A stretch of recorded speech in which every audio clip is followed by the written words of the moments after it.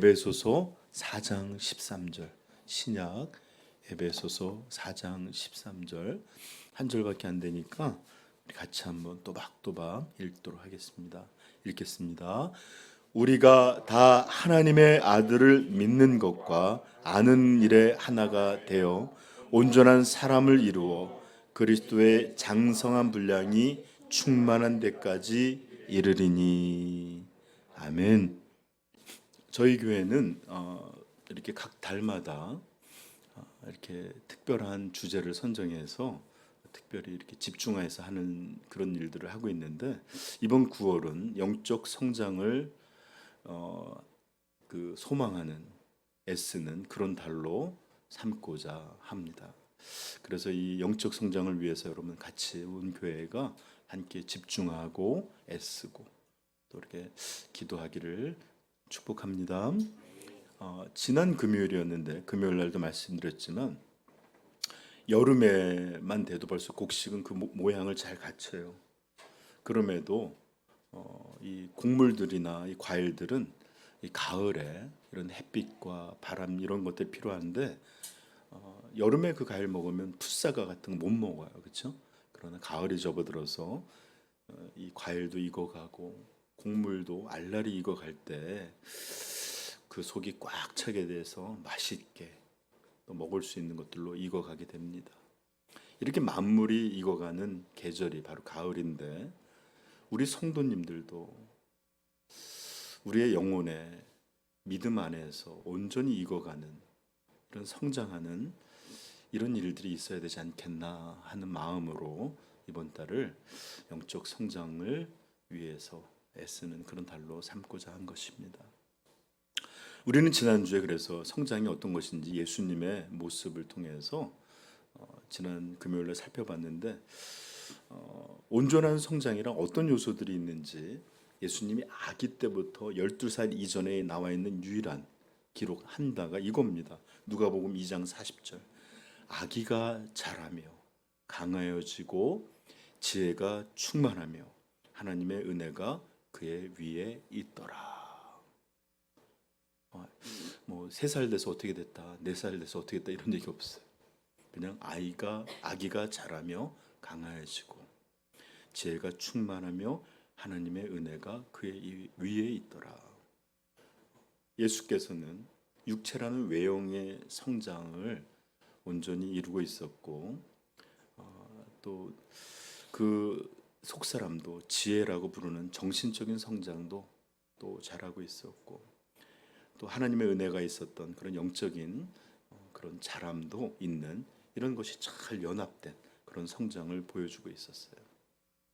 그래서 우리 교회도 또 우리 성도님들도, 우리 성도님들의 자녀들도 예수 그리스도의 이런 온전하심과 같이 이런 온전한 잘 조화된 성장이 있기를 우리 주님의 이름으로 축복합니다.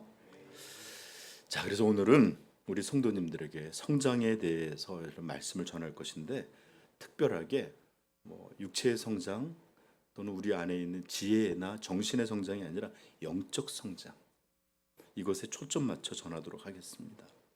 오늘 우리가 읽은 본문은 기독교인들이, 그리스도인들이 영적으로 성장하는 것에 대해서 알려주시는 가장 중요한 본문 중에 하나예요. 그래서 이번 주부터 몇 번에 걸쳐서 13절에서 15절까지 제가 여러분들한테 말씀을 전할 것인데, 이 말씀들을 여러분 들을 때 이것들을 그냥 흘려들이지 마시고 묵상하고 또 그것에 따라 실천하고 순종함으로 정말로 9월이 우리의 신앙이 자라고 또 이렇게 알곡처럼 익어가는 그런 성도님들 될 수 있기를 같이 한번 소망해 보십시다. 네. 제가 좀 전에도 말씀드렸지만 지금부터 듣게 되는 4장 13절, 에베소 4장 13절은 우리 기독교인의 영적 성장의 기초는 과연 어떤 것이냐, 영적 성장이란 도대체 무엇이냐, 또 영적으로 성장한다는 그 목표, 그것은 어떤 모습인가 라는 것들을 아주 한 구절에 분명하고 선명하게 잘 보여주는 구절입니다. 다시 한번 읽어드리면, 우리가 다 하나님의 아들을 믿는 것과 아는 것에 하나가 되어 온전한 사람을 이루어 그리스도의 장성한 분량이 충만한 데까지 이르리니. 자, 그래서 저는 여러분들에게 세 가지 영적 성장의 기초, 온전한 기초, 또 영적 성장이라는 게 도대체 어떤 것이냐, 그리고 그것은 어느 정도까지 목표가 있는 것이냐, 또 그러니까 이 우리의 성장하는 목표가 무엇이냐, 이런 것을 세 가지로 나눠서 오늘 여러분한테 전하려고 합니다. 자, 먼저 영적 성장의 기초는 이렇게 시작하고 있어요. 하나님의, 소위 물어볼까? 하나님의 아들을 믿는 것과 아는 것에 하나가 되는 것. 즉 믿음과 지식이 온전한 하나가 되어 통합되는 것. 이것이 바로 영적 성장에 필요한 가장 중요한 요소입니다. 기초입니다. 왜일까요? 이 두 가지가 우리 신앙, 믿음의 아주 중요한 기둥과 같은 것이기 때문에 그렇습니다. 여러분 잘 들으세요. 이제부터 문장이 생각하지 않고 들으면 놓칠 수 있는데, 믿음은 지식 없이 존재할 수 없고, 지식은 오직 믿음 안에서만 참된 생명을 가지기 때문입니다. 지식 없는 믿음은 미신적이요, 또 이단적일 수 있습니다. 또 믿음 없는 지식은 그냥 생명 없는 껍데기, 기둥에서 잘라져서 분리된 그런 나뭇가지처럼 의미가 없는 것이에요. 그러므로 참된 신앙은 반드시 이 두 가지가 필요합니다. 그러므로 영적 성장은 이런 온전한 기초 위에서 시작하는 거예요. 자, 먼저 하나님의 아들을 믿는 것, 이렇게 되어 있어요. 하나님의 아들을 믿는 것과, 그렇죠? 제가 좀 전에 말씀드렸지만 원래 이 두 가지는 분리될 수가 없어요. 여러분 동전도 만약에 500원짜리 동전을 갖다 놨는데 한쪽 면에 그림이 없으면 안 받아줘요. 두 개가 함께 있어야 500원짜리가 됩니다. 사람도 껍데기만 있는 것을 우리가 온전히 살았다고 하지 않아요. 영혼과 함께 있을 때 우리는 온전한 사람이라고 말하는 것처럼 이 두 가지, 믿는 것, 아는 것, 이것은 분리될 수 없는 거예요. 그럼에도 오늘 이 성경 원문은 믿음이 먼저 기록되어 있어요. 이것은 절대 그냥 무작위로 우연히 그런 게 아니라 의미 없는 순서가 아닙니다. 왜 그러냐? 바로 우리 기독교인의 시작은 다른 어떤 것이 아니라 믿음에서 시작하기 때문에 그래요. 믿음은 하나님과의 관계를 시작하게 하는 가장 기본적인 요소예요. 왜요? 믿음을 통해서 우리는 구원받아 그 관계에 들어가게 되는 것이기 때문에 그렇습니다. 그리고 이 믿음은 그냥 믿음이라고 할 때 모호한 어떤 것이 아니라 하나님의 아들을 믿는 믿음이라고 분명히 말했어요. 하나님의 아들을 믿는 믿음, 즉 예수 그리스도를 믿는 믿음입니다. 여기에도 크게 세 가지로 저는 여러분한테 전할 텐데, 첫째, 하나님의 아들을 믿는 믿음이란 뭐냐? 예수 그리스도가 하나님의 아들, 즉 참된 하나님이시다라는 것을 믿는 믿음. 이것이 이 믿음의 중요합니다. 첫 번째. 두 번째, 예수님을 믿는 믿음. 어떻게 믿어야 되냐? 그를 하나님께서 나를 구원하시려 보내신 구원자로 믿는 거예요. 구원자로. 네, 예수께서 이 땅에 오셨고, 그 다음에 십자가 지셨고, 부활하셔서 이렇게 구원의 모든 일을 이루시고, 그것을 의지하는 이에게 이런 구원의 것을 허락하신 이런 구원자로 믿는 것, 이게 하나님의 아들을 믿는 것이에요.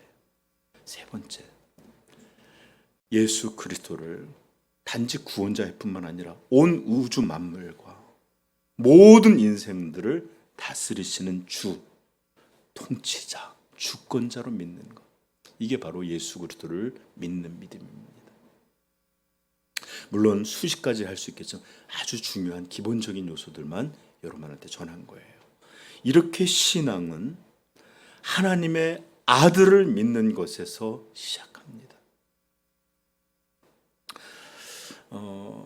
정말 안타까운 것은 교회에 속해 있는 많은 이들이 아직도 분명한 믿음이 무엇인지를 잘 모르는 분들도 있고, 또 교회는 오래 다녔지만 그저 동의하는 정도로 이렇게 따로 이렇게 할 때가 한두 번이 아니에요. 여러분, 기도하십시다. 우리가 하나님의 모든 것을 믿게 해달라고, 아들에 대해서 온전하게 믿게 해달라고 기도하십시다. 제가 우리 중고등부 할 때는 참 많이 했는데, 믿는다는 것은 어떤 걸 동의한다는 측면 없지 않아요. 그러나 기독교에서 말하는 믿음, 그런 게 아니에요. 의탁이에요. 제가 애들한테 맨날, 자, 내가 붙잡아 줄 테니까 뒤로 넘어져. 날 믿고 넘어져. 근데 안 넘어지면서 저 믿어요. 이런 게 아니라 정말 그의 몸을 맡기는 거예요. 이게 바로 하나님 앞에 그 모든 것을 우리가 완전히 의탁하고 맡겨서 사랑하는 삶, 그게 믿음입니다. 그래서 신앙은 이렇게 하나님의 아들을 믿는 믿음 안에서, 믿음에서 시작한다 라는 걸 꼭 기억하십시오. 네.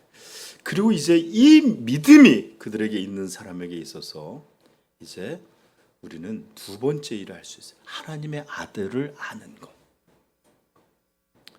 여러분, 많은 사람들이 어떤 게 뭔지, 우리 기독교의 이 기독교는 물론 믿음이 아주 기초적인 지식은 필요하지만 이 풍성한 이 기독교의 진리의 바다는 믿음이라는 것을 통해서 시작해요. 믿음이 없으면 배울 수가 없어요. 깨닫지도 못해요. 헛되게 느껴져요. 그러나 하나님을 향한 온전한 믿음이 있는 사람들에게는 이 모든 것이 나를 향해 부어져 있는 놀라운 은혜의 바다와 같아요. 자, 우리 에베소서 1장 17절 앞에 분이 있으니까 찾아보십시다. 17절부터 19절. 믿음이 지식을 얻게 하는데 한번 보십시다. 우리 주 예수 그리스도의 하나님 영광의 아버지께서 지혜와 계시의 영을 너희에게 주사 하나님을 알게 하시고 너희 마음의 눈을 밝히사 그의 부르심의 소망이 무엇이며 성도 안에서 그 기업의 영광이 풍성함이 무엇이며 그의 힘의 위력으로 역사하심을 따라 믿는 우리에게 베푸신 능력이 지극히 크심이 어떠한 것을 너희로 알게 하시기를 구하노라. 아멘. 이렇게 믿음을 통해서 지식을 얻게 될 때, 이렇게 알게 될 때, 이런 지식이 어떻게 또 우리의 믿음을 자라지 않게 하겠어요? 어떻게 이런 것을, 이런 풍성하고 놀랍고 영광스러운 것을 알게 될 때 하나님을 향하여 찬송, 예배가 없을 수 있겠습니까? 그러므로 1장 3절은 이렇게 말해요. 찬송하리로다. 하나님 곧 우리 주 예수 그리스도의 아버지께서 그리스도 안에서 하늘에 속한 모든 신령한 복을 우리에게 주시되. 이렇게 하나님께서는 놀라운 모든 복을 예수 그리스도 안에서 안에 놓으셨고 그것을 믿는 자들에게 그것을 알리심으로 이 모든 복을 얻게 하셨습니다. 그러하기에 베드로가 뭐라고 말했느냐? 베드로후서 3장 18절. 오직 우리 주 예수 그리스도를 아는 지식에서 자라가라. 그에게 영광이 이제와 영원히 있기를 원하노라. 오직 우리 주 예수 그리스도를 아는 지식에서 자라가라. 여러분, 물론 이 지식은 단지 어떤 것들을 얻는 정보, 문자적인 지식은 아닐 거예요. 그런 내용과 더불어 그것을 직접 체험하여 알게 되는 그런 지식을 지금 말하는 것입니다. 그러므로 여러분들 그러나 이런 체험적 지식, 이런 온전한 지식을 얻는 것은 그저 신비적인 체험으로 얻어지는 게 아니라 오직 하나님이 우리에게 자신을 알리시고 나타내신 이런 거룩한 성경 말씀을 통해서 이런 놀라운 체험적 지식이 우리에게 임하는 것을 알기를 바라고, 그러므로 여러분들은 이 하나님 말씀 배우기를, 묵상하기를 여러분들 애쓸 수 있기를 축복합니다.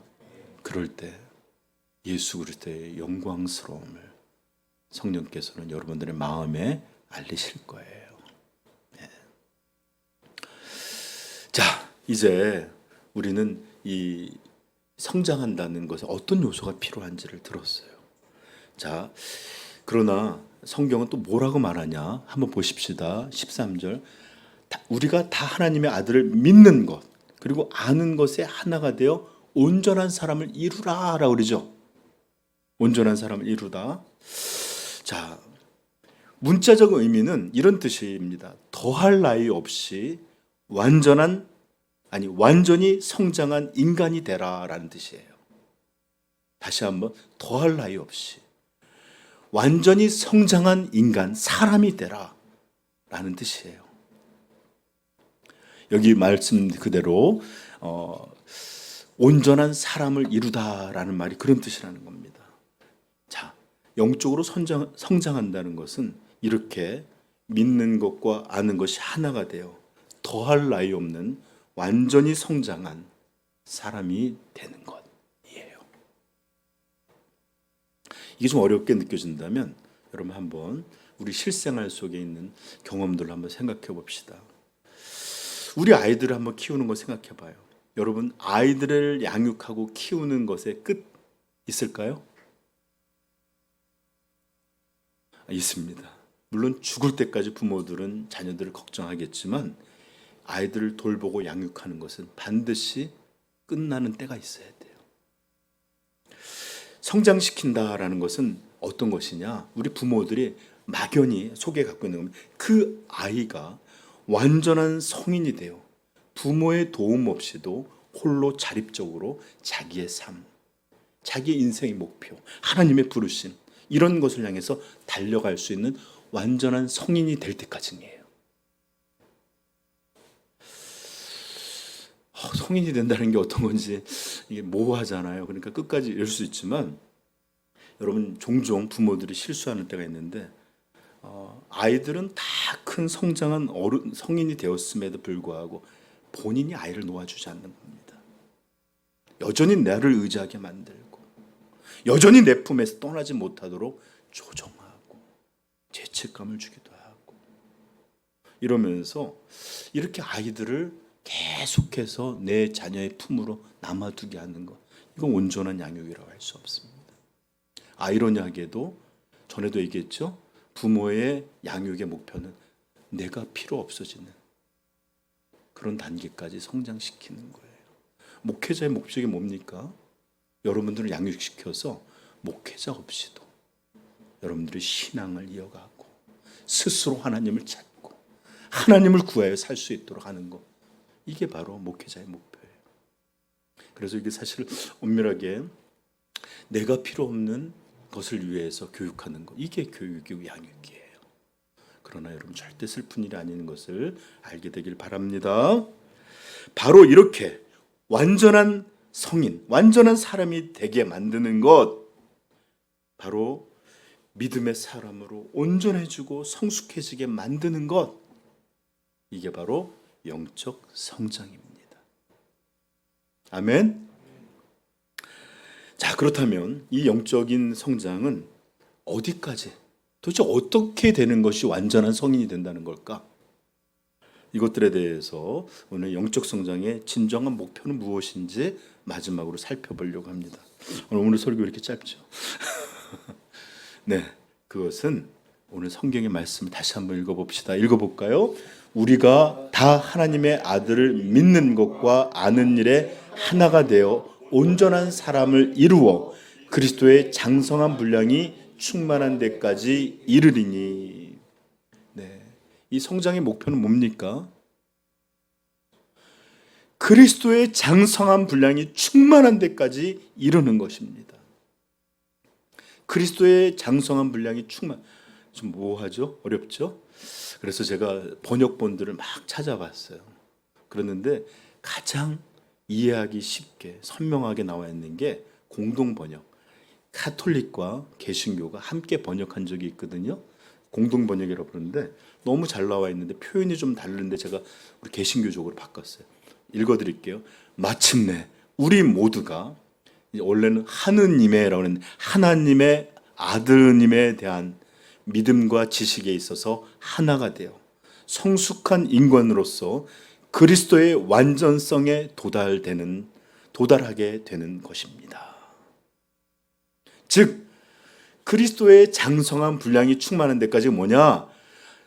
믿음과 지식이 하나가 되어 성숙한 인간으로서 그리스도의 완전하심까지 도달하게 되는 것이라고 이렇게 묘사하고 있는데, 더 쉽게 말한다, 완전하신 예수 그리스도와 똑같아지는 것. 그분의 이런 모습까지, 장성한 분량까지 성장하는 것. 이게 우리의 목표입니다. 영적 성장의 목표. 아멘. 이것이 바로 모든 예수 그리스도의 교회가 추구하는 목표요. 또 그분의 이 성도들이 바라봐야 될 궁극적인 목표입니다. 이렇게 얘기하면 목사님 너무 높은, 너무 거창한 목표가 아닙니까? 이러면서 두려워하거나 위축될 분이 있을 텐데 두려워하지 마세요. 제가 이렇게 보니까 이게 우리의 목표입니다 그랬더니 어떤 성도들 벌써 두려워하시는 분, 걱정하는 분이 있는데 걱정하지 마세요. 이것을 너희 홀로, 너희 자신이, 너희 마음, 이렇게 너희에게 이렇게 홀로 하도록 맡겨줬다라는 뜻 아닙니다. 하나님께서는 우리 자신의 능력, 우리 자신의 열심, 우리 자신의 역량, 이런 것에 따라서 너희는 이렇게 이루어라, 이렇게 말씀하시는 것이 아니라 오직 하나님의 사랑, 그분의 주권, 그분의 열심을 통해 내가 너희를 그렇게 할 것이다 라는 게 성경의 약속이에요. 아멘. 이거 너무 중요한 거예요. 구원이 또는 구원의 이런 자람이 우리에게 달려있다면 여기 아무도 내일을 보장받을 수 있는 사람 없습니다. 그러나 성경이 약속하는 걸 들어보십시오. 에스겔서 11장 19절. 내가 그들에게 한 마음을 주고 그 속에 새 영을 주어 그 몸에서 돌 같은 마음을 제거하고 살처럼 부드러운 마음을 주어 내 율례를 따르며 내 규례를 지켜 행하게 하리니 그들은 내 백성이 되고 나는 그들의 하나님이 되리라. 얼마나 은혜의 말씀이에요. 네? 빌립보서 1장 6절 뭐라고 말합니까? 너희 안에서 착한 일을 시작하신 이가, 이 구원의 일을 이루신 이가 그리스도 예수의 날까지 이루실 줄을 우리는 확신하노라. 주체가 누구예요? 우리 하나님과 그분의 아들이십니다. 그래서 히브리서 12장 2절에서 예수님을 뭐라고 표현하는? 믿음의 주요 또 온전케 하시는 이인 예수를 바라보자. 믿음의 주체가 여러분이 아니래요. 온전케 하시는 이가 우리 자신의 이런 게 아니래요. 예수 그리스도시랍니다. 베드로전서 5장 10절 찾아보십시다. 이거는 베드로전서 5장 10절.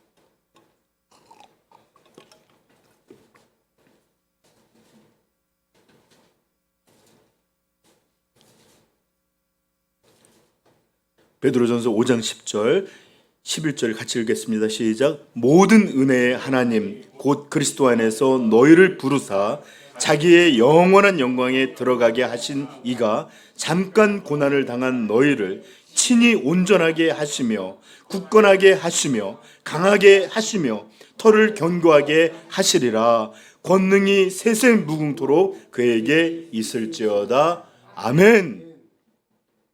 그러므로 그러므로 예수 그리스도의 완전함까지 우리가 자라야 된다라는 것에 두려워하지 마시고 이렇게까지 우리를 영광스럽게 하시려고 하실 계획을 갖고 계시는구나 기뻐하기를 바라요.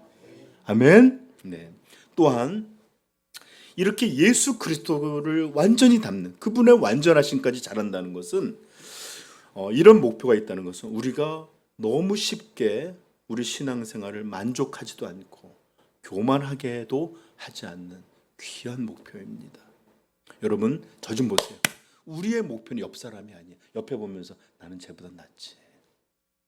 옆 교회 보면서 우리는 저 정도는 아니잖아. 기독교인들의 평균 의준 보면서 이 정도면 내가 그래도 완전하지는 않지만 그래도 좀 생활하는 이렇게 믿는 생활하는 거 아니야? 여러분 이게 우리에게 목표를 주시지 않았어요. 우리의 목표는 완전하신 예수 그리스도, 완전하신 그분이 우리의 목표입니다. 이렇게까지 자라가야 된다. 아멘. 그러므로 고린도전서 10장 12절 그런즉 선줄로 생각하는 자는 넘어질까 조심하라. 여러분 성도님들 중에는 아주 독과 같은 이상한 만족이 있어요. 그래도 내가 이만하면 하는 거 아니야? 내 최선은 이 정도잖아. 이렇게 하고 있잖아. 이런 생각하시는 분들이 있어요. 여러분 기억하세요. 다시 한번 말씀드리지만 우리들의 목표는 옆 사람들이 아니에요. 기독교인의 평균이 아니에요. 성경은 우리에게 예수 그리스도의 장성한 분량, 그의 완전하심까지 자라라, 멈추지 말라 라고 명하고 계십니다. 그러므로 여러분들 우리의 목표를 향해서 부단히 하나님의 은혜에 여러분들 의지할 수 있기를 축복합니다. 자, 이제 말씀을 맺겠습니다. 여러분 교회는 아마 전도, 복음을 전파하는 것을 잊어버리면 절대로 안 될 것이에요. 그러나 전도의 목표가 무엇인지 또한 잊어버리면 안 될 것입니다. 그냥 사람들에게 복음을 전해 데려오는 게 아니라 그들을 예수 그리스도 앞에 오게 하여 예수 그리스도의 장성한 분량까지 성장하도록 세워나가는 것. 이게 전도의 목표예요. 이것이 바로 먼저 복음을 듣고 전도된 우리 성도들이 꿈꾸는 것이고 또 우리가 전도할 때 단지 교회 데려왔다가 아니라 이 전도된 자들이 믿는 것과 아는 것에 완전한 성인이 되어 예수 그리스도까지 자라갈 수 있도록 소망하는 것. 이것이 바로 우리가 꿈꾸는 것입니다. 목사님 추론 아닙니까? 아니에요. 마태복음 28장 18절 제가 읽어드릴게요. 예수께서 나와 말씀하여 이르시되 하늘과 땅의 모든 권세를 내게 주셨으니 그러므로 너희는 가서 모든 민족을 제자로 삼아 아버지와 아들과 성령의 이름으로 세례를 베풀고 내가 너희에게 분부한 모든 것을 가르쳐 지키게 하라. 그냥 데려와서 너 이제 제자할 거 아니에요. 내가 너희에게 분부한 모든 것 이것을 가르치고 지키게 하라. 언제까지? 예수 그리스도의 완전함까지 닮아가도록. 아멘. 이것이 바로 제자 삼는 것의 목표인 줄 믿습니다. 여러분 우리 기독교인들은 영원토록 자라야 할 사람들입니다. 저는 가끔가다 놀라운 게 우리 안에 거듭난 사람들 속에서도 이런 거룩한 열망, 거룩한 목표가 없다는 것 깜짝깜짝 놀라요. 아무것도 바람이 없는 사람처럼 그저 이렇게 상황에 따라 움직여갈 때가 얼마나 많은지 몰라요. 여러분 잘 들으세요. 예수 그리스도까지 자라가는 것은 첫째 갈망이 있어야 되겠지만 갈망이 없더라도 명령이세요. 주님을 닮는 것. 그분에까지 자라는 것. 이것은 명령입니다. 그리고 이것을 위해 하나님께서는 성령을 우리 안에서 자꾸 우리 안에서 소원을 두고 행하신다라고 말씀하시잖아요. 그렇죠? 이렇게 자라기를, 멈춰있지 않기를 갈망하는 마음을 주세요.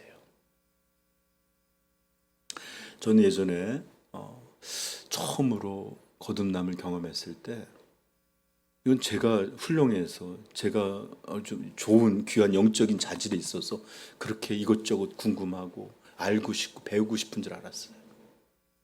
근데 이것이 바로 성령의 역사입니다. 이런 것 없이 하나님을 떠나서 내 마음대로 살다 보면 그런 욕구, 일도 없어요. 일도. 그러나 하나님 안에 있을 때 더 많은 것을 알고 싶고, 더 온전히 믿고 싶고, 더 예수 그리스도를 닮은 거룩해지고 싶고, 이런 것들이 계속 그의 마음을 움직여가요. 이런 영적 소원이 없다? 여러분들, 이것은 분명히 무언가 문제가 있는 그런 신앙이 되었다라는 것입니다. 여러분, 우리 기독교인들은 다시 한번 말씀드리지만 영원히 자라고 자라야 하는 사람들입니다. 그리고 이것이 자람을 통해서 하나님 기쁨을 얻게 하시는 영광이고, 또 이것이 바로 하나님의 은혜입니다. 그리고 성장하기를 멈추는 것, 이것이 바로 살았으나 죽은 자와 방불한 그런 모습이라는 것을 꼭 기억하십시오. 로마서 8장 29절 이렇게 말합니다. 하나님이 미리 아신 자들을 또한 그 아들의 형상을 본받게 하기 위하여 미리 정하셨으니 이는 그로 많은 형제 중에서 맏아들이 되게 하려 하심이니라. 예수를 본받게 하기 위해서 미리 예정해 두셨다는 겁니다. 고린도후서 4장 6절, 어두운 데서 빛이 빛이라 말씀하셨던 그 하나님께서 예수 그리스도의 얼굴에 있는 하나님의 영광을 아는 빛을 우리 마음에 비추었느니라. 그래서 고린도후서 3장 18절 이렇게 말해요. 우리가 다 수건을 벗은 얼굴로 거울을 보는 것 같이 주의 영광을 보매 그와 같은 형상으로 변하여 영광에서 영광에 이르니 곧 주의 영으로 말미암음이니라. 예수 그리스도를 안다는 것, 그분의 영광을 본다는 거예요. 그분까지 자랑한다는, 그의 영광스러움을 닮아간다는 거예요. 그러므로 여러분들, 이것이 바로 우리 성도들에게 베풀어 주신 영광이요, 성도들이 영원토록 사라지지 않는 기쁨의 원천입니다. 여러분, 다음 시간에 우리가 이제 14절 배울 텐데, 여러분 주보에 한번 보십시오. 존 드보라인에 보면 이런 말씀이 있습니다. 영어로도 되어 있는데, 그리스도인들은 은혜 안에서 자라거나 아니면 그의 수치 안에서 탄식하게 될 것입니다. 여러분, 자라지 못하면 오히려 부끄러움 가운데서 여러분들은 신음하고 탄식하게 될 거예요. 다시 한번 말씀드립니다. 성장하는 것, 자라는 것, 이것이 하나님의 영광이요, 은혜요, 그러므로 우리의 기쁨입니다. 그러므로 힘써 자라는 기쁨 발견할 수 있기를 축복합니다. 기도하겠습니다. 여러분, 이 시간에 기도할 때 이제 정체되어 있거나 또는 이것들을 소중히 여기지 못했던 그런 마음들이 있다면, 주여, 나 이제부터 자라게 하여 주시옵소서. 이 자라면서 오는 기쁨이 뭔지, 하나님의 영광을 아는 그 놀라운 그 빛이 무엇인지 나에게 비춰 주옵소서. 이제 주여, 내 시간, 내 삶 아버지 앞에 드리나이다. 나를 자라게 하여 주시옵소서. 우리 이 시간에 같이 기도하겠습니다.